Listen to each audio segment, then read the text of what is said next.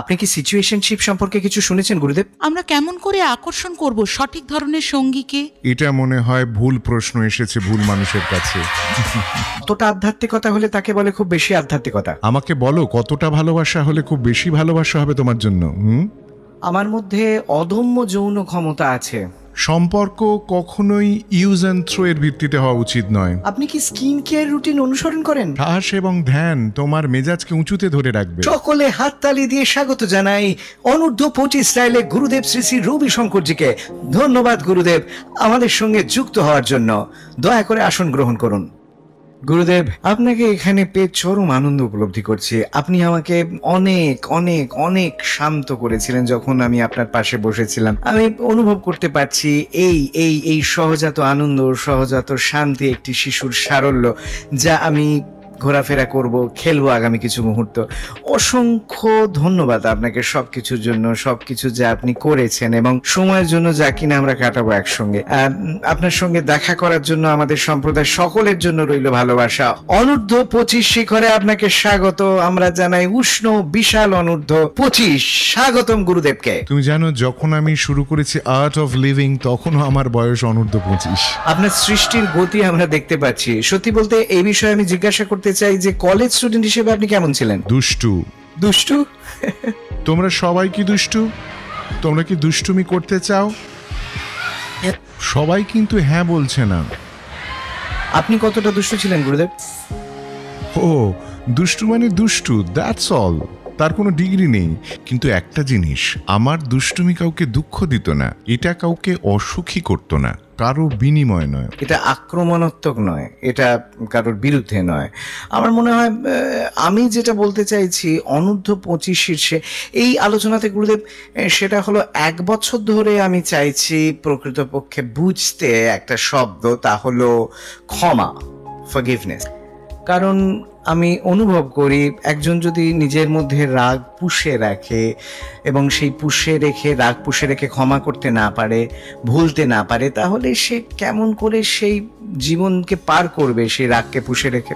এখন আমি তোমাকে একটা প্রশ্ন করি, আচ্ছা তুমি কেন অন্য কাউকে ক্ষমা করবে? শান্তি খোঁজার জন্য, পুনরায় ভালোবাসার জন্য। দেখো, তুমি যদি ভাবো কাউকে ক্ষমা করে তুমি তাদেরকে অনুগ্রহ করলে, তাহলে তুমি ভুল করবে। কাউকে ক্ষমা করে তুমি ভেবো না যে তুমি তাদের উপহার দিলে বা মহান কাজ করলে তাদের জন্য। তোমার ক্ষমা করাটা তোমার নিজেকে সাহায্য করার জন্য। দেখো, যখন তুমি কাউকে ক্ষমা করতে পারছো না, তখন সে মানুষটা তোমার মন দখল করে থাকে সারাক্ষণ, এবং তুমি কখনোই চাইবে না তোমার মন থাক অন্যের দখলে। তুমি পছন্দ করো না? একেবারে ওয়াও। সুতরাং ক্ষমা করতে হবে নিজের শান্তির জন্য, অন্যের শান্তির জন্য নয়। সেই জন্যই আপনি এই কৌশল বন্দি করে রেখেছেন আপনার মনে এবং তাকে ধরে রেখেছেন। ইয়েস, তুমি ক্ষমা করবে অন্যকে কারণ তোমার নিজের মনকে, নিজের শক্তিকে বাঁচানোর জন্য। গুরুদেব, আমি রিয়া। আমার প্রশ্ন হলো, কেমন করে আপনি ক্ষমা করবেন তাকে যে খুব স্বার্থপর এবং কখনোই বলে না ক্ষমার কথা? দেখো, কিছু মানুষ আছে যারা ভুলকে ধরে থাকার জন্য বদ্ধপরিকর থাকে। তাদের সেটা করতে দাও, সময়ের উপর ছেড়ে দাও, রাইট? তুমি ক্ষমার কথা বলবে, দ্যাটস ইট। তুমি এগিয়ে চলো, ওকে? অপেক্ষা করো না, জবাবের অপেক্ষা করো না। আপনি কি সিচুয়েশনশিপ সম্পর্কে শুনেছেন? সামান্য। সিচুয়েশনশিপ বর্তমানের একটি বিষয়, কিন্তু এখানে আমি যা সিচুয়েশনশিপের মানে বুঝি গুরুদেব, আমার মনে হয় এটা একটা অঙ্গীকার, এটা অঙ্গীকারের ভয়। সেখানে ভয় রয়েছে প্রতিশ্রুতিবদ্ধ হতে। সম্পর্ক কখনো ইউজ অ্যান্ড থ্রো এর ভিত্তিতে হতে পারে না। আপনি ধরে রাখতে চান, প্রতিশ্রুতিবদ্ধ হতে হবে, রাইট? Isn't it? তুমি মানুষজনকে ব্যবহার করতে পারো না স্ট্রয়ের মতন এবং ছুঁড়ে ফেলে দিতে পারো না। সিচুয়েশনশিপ একেবারে সেটাই বলে, use and throw. Situationship, use and throw, use and throw. তোমরা কি বলো? তোমরা সবাই সম্মত? ইয়েস। আমার নাম হলো শ্রেয়া। আপনার কাছে আমার প্রশ্ন হলো, আমরা কি করে আকর্ষণ করব সঠিক ধরনের সঙ্গী আমাদের জীবনে? আমার জীবনে আমার অভিজ্ঞতা হয়েছে, যা বলছি আমি বারবার আকর্ষণ করি ভুল সঙ্গীকে। এটা মনে হয় ভুল প্রশ্ন এসেছে ভুল মানুষের কাছে। তুমি তুমি কি আশা করো অন্য মানুষের কাছে? কে সৌন্দর্যবান তোমার জন্যে, যে কিনা হাসি খুশি, যে কিনা আনন্দময়, যে কিনা তার কেন্দ্রে স্থিত এবং যার অবদান আছে, রাইট? তোমাকে থাকতে হবে এই এনার্জিতে, এই পজিটিভিটিতে, এবং তারপর তুমি দেখতে পাবে সঠিক ধরনের মানুষ আসছে তোমার কাছে। যখন তুমি চরমভাবে অনুভব করবে তোমার প্রয়োজন ঠিক সঙ্গীর, মরিয়া হয়ে খুঁজবে, আমি বলছি তোমাকে, তার শেষ হবে ভুল ধরনের মানুষ দিয়ে। কিন্তু যখন তুমি কেন্দ্রে স্থিত থাকবে তখন দেখবে অনেক মানুষ জড়ো হয়েছে তোমার কাছে, তোমার থাকবে পছন্দ করার সুযোগ। থ্যাংক ইউ গুরুদেব। গুরুদেব, আমার নাম ঋষভ, আমার 21 বছর বয়স। দীর্ঘদিন ধরে আমার মধ্যে দমিত অবস্থায় আছে অদম্য সেক্সুয়াল এনার্জি। কত বছর আমি খুঁজে পাই ওশোকে। এই নিয়ে কথা বলতে গিয়ে ওশো বলেছেন যে তুমি যদি অর্জন করতে চাও জ্ঞান, তাহলে তুমি পারো না দমিয়ে রাখতে কোনো আবেগ। তাই আমি পুরোপুরি ছেড়ে দিয়েছি। আমি অন্বেষণ করছি অনেক সঙ্গী এবং 2 বছরে আমার কলেজ জীবনে, এবং তিনি বলেছেন এরপর তুমি পরাভূত করতে পারবে তোমার যৌন তাড়নাকে এবং তুমি অর্জন করবে জ্ঞান। তুমি জানো ওশো বলেছেন এই কথা, এরপর তিনি সবাইকে বলেছেন এই সমস্ত বই পুড়িয়ে দিতে। পুড়িয়ে দিতে এই সব বই, কারণ তিনি পরীক্ষা করেছিলেন এই সমস্ত, তুমি জানো এই সমস্ত কিছু ছিল পৃথিবীর HIV আক্রান্ত হবার আগে। তখন মানুষ এগুলো জানতো না। সেই সময় তিনি এই বিষয় নিয়ে বলেছেন সেখানে কিছু সত্য আছে, কিন্তু আংশিক সত্য। তারপর একাধিক সঙ্গী এভাবে থাকতে ওশো নিজে বলেছেন এটা পথ নয়। কারণ এটা তোমার দেহ বিনষ্ট করে দেবে নানা দিক থেকে, এবং এটা অবশ্যই ভালো নয় মানুষদের জন্য যাদের সঙ্গে তুমি রয়েছো। রাইট? জয় গুরুদেব। আমার নাম প্রফুল্ল। আমার প্রশ্ন হলো আপনার কাছে, কেমন করে আমি প্রতিরোধ করব নেগেটিভ এনার্জিকে? আমার চারপাশে যেন তারা আমার মধ্যে এসে না পড়ে। কিছু সময় এর দ্বারা তুমি প্লাবিত হয়ে যাও, কি করে তুমি এর থেকে বেরিয়ে আসবে, রাইট? প্রভাবিত হবে না। এখানেই গভীর শ্বাস, ধ্যান, সঙ্গীত এগুলো তোমাকে সাহায্য করবে। ওকে, শুধু চুপ করে বসে থেকো না এবং গভীরভাবে চিন্তা করো না, ছেড়ে দাও এবং তারপর এগিয়ে চলো। ওকে, নেগেটিভ এনার্জি সেখানে ছিল, সেখান থেকে নিজেই চলে যাবে। আমি এগিয়ে যেতে ব্যস্ত রাখবো নিজেকে, বুঝতে পেরেছো? ওকে, ধন্যবাদ গুরুদেব। আমি খুঁজে বের করতে চাই আপনি কি কোনো স্কিন কেয়ার রুটিন ফলো করেন? কারণ আপনাকে দেখতে লাগে ভীষণ যুবকের মতো, চির যুবকের মতো, চির মাধুর্যপূর্ণ সব সময়। এটাই আমি দেখি আপনার মধ্যে। আপনার ত্বকের যত্ন নিশ্চয়ই হবে অবিশ্বাস। কিছুই নয়, শুধু শ্বাস নেওয়া। শুধুই শ্বাস নেওয়া? আমার মনে হয় এটা প্রাপ্য একটা বড় করতালির। আমাদের 5 ধরনের স্কিন কেয়ার পদ্ধতি আছে, 8 ধরনের স্কিন কেয়ার পদ্ধতি আছে। গুরুদেব বলছেন একটি মাত্র, সেটা হলো শ্বাস। আমাদের কাছে এটা বিরাট উপহার। ধ্যান এবং শ্বাস তোমার মেজাজকে উঁচুতে রাখবে। মেজাজকে উঁচুতে রাখবে? হাই গুরুজি, আমি জানতে চাই আপনি কি করে বিশ্বাস করেন একজন মানুষকে আজকের দিনে ও আজকের যুগে, যেখানে সবাই একটা মুখোশ পরে থাকে নিজের চারপাশে, হতে পারে অভিভাবক, ভাই বা সহপাঠী উদাহরণস্বরূপ। এর জন্যই তোমার ধ্যান দরকার। তোমার অন্তর্দৃষ্টি তোমাকে বলবে, যদি তোমার অন্তর্দৃষ্টির ক্ষমতা বেশি শক্তিশালী হয় তখন তুমি জানবে যদি কেউ নকল মুখোশ বসিয়ে থাকে শুধু তোমাকে খুশি করার জন্য বা তোমার সঙ্গে বন্ধুত্ব করার জন্য, কিন্তু মনের ভিতরে তারা ভাবছে তুমি তাদের স্বীকার করছো না বা তুমি তাদের সঙ্গে কথা বলছো না, তুমি তাদের বুঝতে পারছো না তারা কে, তাই তারা চেষ্টা করে ভান করতে তারা যেটা নয়। তার মানে তাদের সঙ্গে তোমার ভালো যোগাযোগ নেই। যদি তোমার যোগাযোগ শক্তিশালী হয় তাহলে সমস্ত নকল জিনিস পড়ে যাবে। এটা হলো 1 নম্বর। দ্বিতীয়ত, যদি অন্যেরা ভাবে তুমি নকল, এটা তাদের সমস্যা, রাইট? তুমি খাঁটি, তুমি নিজেকে পেশ করছো তুমি যেমন তেমনভাবে, কারেক্ট? যে কেউ তার মতামত পরিবর্তন করতে পারে যে কোনো সময়, সুতরাং এই আশা রাখো যে মানুষ তার মতামত পরিবর্তন করতে পারে। গুরুদেব, আমার নাম যশস্বিনী ভাইবা। আমি এবছর 30-এ পড়ব। এটা খুব কঠিন হয়ে পড়ছে আধ্যাত্মিকতাকে পৃথক করা ধর্ম থেকে এবং ধর্মকে পৃথক করা রাজনীতি থেকে। সুতরাং যদি কিছু সংক্ষিপ্ত নির্দেশিকা বা সংক্ষিপ্ত ইঙ্গিত আপনি দিতে পারেন এই শর্তে যে আমি কি করে কাজ করব, কারণ আমি শেষ করতে চাই আমার বিদ্রোহী টিনেজারকে আমার মাথা থেকে। আধ্যাত্মিকতা কি? দেখো, আমরা তৈরি হয়েছি বস্তু এবং আত্মা উভয় দিয়ে, রাইট? আমাদের দেহের প্রয়োজন অ্যামাইনো অ্যাসিড, প্রোটিন, কার্বোহাইড্রেট, সমস্ত উপাদান। কিন্তু আমাদের মনের কি প্রয়োজন? শান্তি, ভালোবাসা। আমাদের মনের দরকার আরাম, আত্মবিশ্বাস, আনন্দ। আমাদের মনের দরকার পজিটিভ এনার্জি। এটাই হলো আধ্যাত্মিকতা। কোনো কিছু যা তোমার মধ্যে উত্তোলন করবে পজিটিভ এনার্জি, যা তোমাকে জুড়বে বিশ্বের সঙ্গে, সৌন্দর্য, আনন্দ এবং সমস্ত কিছুর সঙ্গে, এটা হলো সহজাত আমাদের মধ্যে। সুতরাং আমি দেখি না সেখানে একজনও সুস্থ মানুষকে যার মধ্যে কিনা আধ্যাত্মিকতা নেই। আধ্যাত্মিকতা আমাদের অংশ। তার জন্য তোমায় গুরুগম্ভীর হতে হবে না। আধ্যাত্মিকতা তোমাকে গুরুগম্ভীর করে দিলে তা কখনোই আধ্যাত্মিকতা নয়। আমি ওকালতি করছি, এর মধ্যে থাকতে হবে প্রচুর মজা এবং ভালোবাসা, সহানুভূতি এবং আনন্দ। ধন্যবাদ গুরুদেব।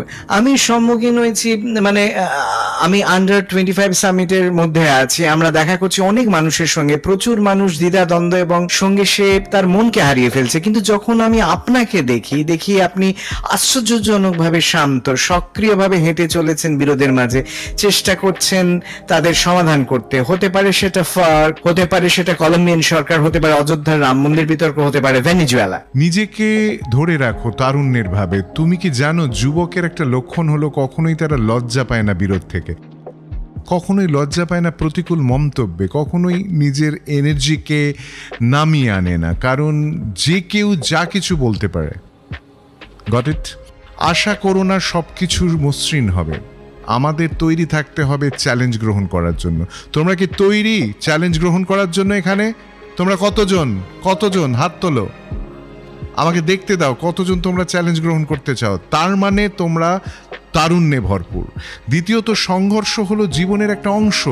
তোমার উচিত একে আলিঙ্গন করা। দেখো, কোনো সংঘর্ষে তোমাকে নিচে নামাতে পারে না। এই আত্মবিশ্বাসটা নিজের মধ্যে রাখো, তখন তুমি দেখবে তুমি জিতছো একের পর এক। যে বিরোধ আমাদের অভিভাবকদের সঙ্গে হয়, আপনি জানেন আমি ভালোবাসি আমার অভিভাবকদের, আমি কাটিয়েছি, প্রচুর সময় কাটিয়েছি তাদের সঙ্গে। ইদানিং আমি অনুভব করতে পারছি যে সেই যোগসূত্র, কিন্তু বড় হতে হতে সহজাতভাবে বিরোধের দরুন মনে হয় তারাই আমাদের এই ওয়েভলেন্থটা মানিয়ে নিতে পারছে না, তারা বুঝতে পারছে না আমরা কি বলতে চাইছি। রাইট, তারা তোমাকে বোঝে না, তারা আমাকে বোঝে না। কেন তারা এমন ভাবে আটকে গেল? কিন্তু সেখানে অভাব নেই কোনো ভালোবাসা, নিঃশর্ত ভালোবাসা। কারেক্ট।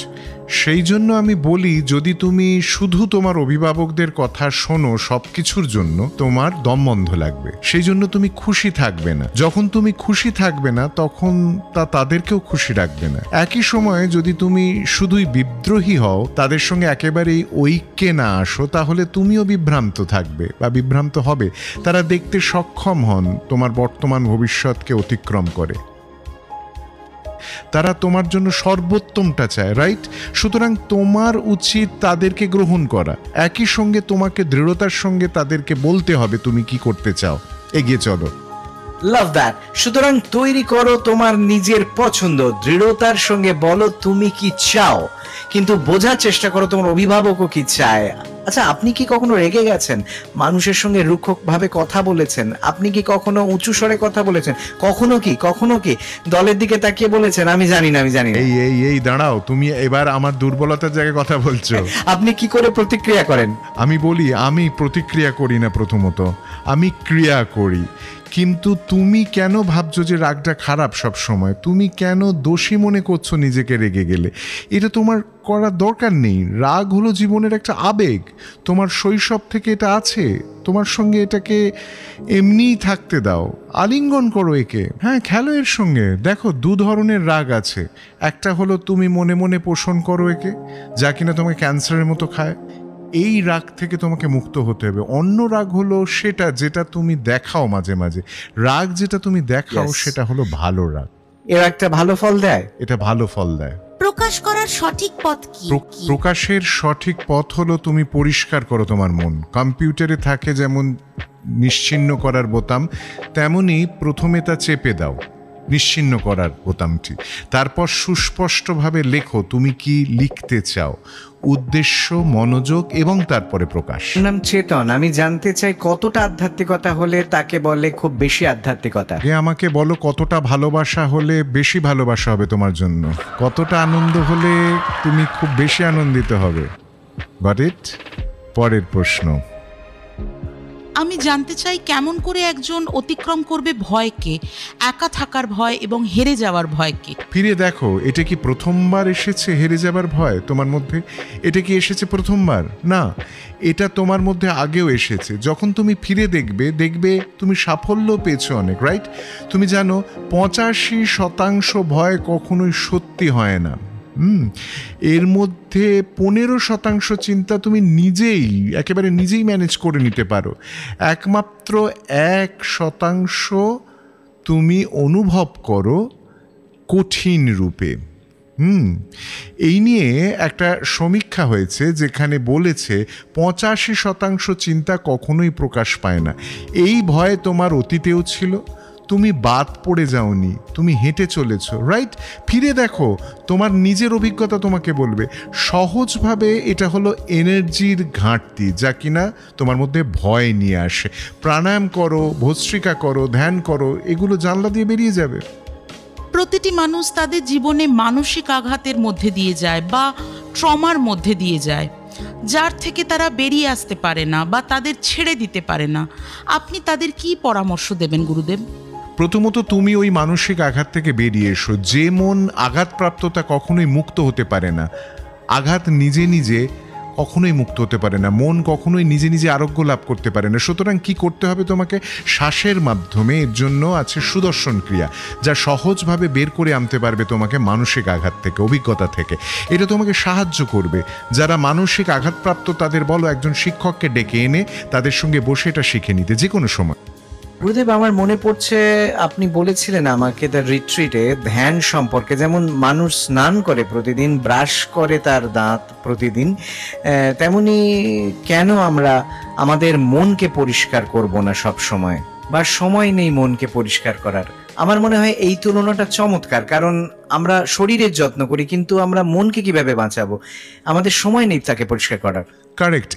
এটাকে আমি বলি মানসিক স্বাস্থ্য। তুমি জানো তোমার আছে দাঁতের স্বাস্থ্য। তুমি যত ব্যস্ত থাকো না কেন, তুমি ব্রাশ করো, স্নান করো এবং তারপর তুমি দৌড়ো। ঠিক তেমনই তোমার প্রয়োজন তোমার মনের জন্য কিছু করা, যা রাখবে তোমাকে তরতাজা।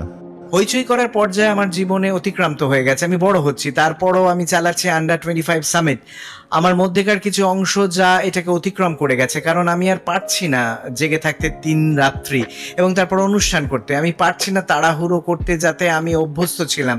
আমার মনে হচ্ছে হে ঈশ্বর, আমি কিছু ভুল করছি। গুরুদেব, আপনি চালান বিশাল বড়, ভ্রমণ করেন প্রতিদিন। আপনি সত্যি সত্যি নিশ্চিত করেছেন আপনি থাকেন উপস্থিত প্রতিটি মুহূর্তে, প্রতিটি স্থানে যেখানে আপনি যান, এবং আপনি মনোযোগ দেন প্রতিটি টিম মেম্বারকে, আপনি মনোযোগ দেন উপস্থিত সবাইকে। এত কিছু ইনফরমেশনের মধ্যে আপনি কি করে প্রসেস করেন এসব? আপনি কি খান এবং কতটা ঘুমন প্রতিদিন?